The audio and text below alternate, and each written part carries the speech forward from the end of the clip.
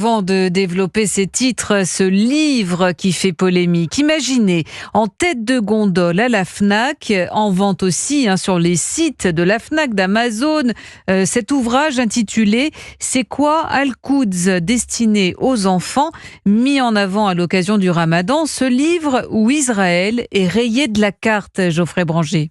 Oui, ce livre met en scène une enseignante qui explique l'importance de Al-Quds dans l'islam. Al-Quds, le nom arabe de Jérusalem. À l'intérieur, on trouve par exemple une carte censée représenter le monde arabe.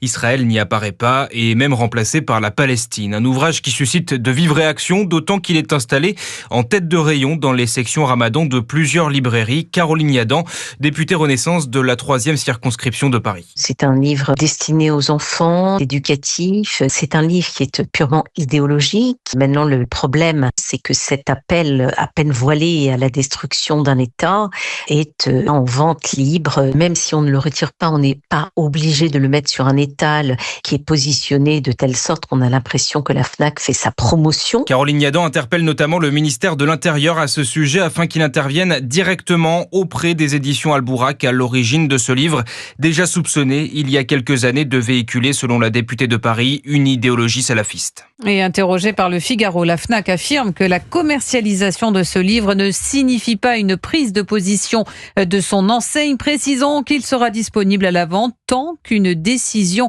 de justice n'imposerait pas son retrait.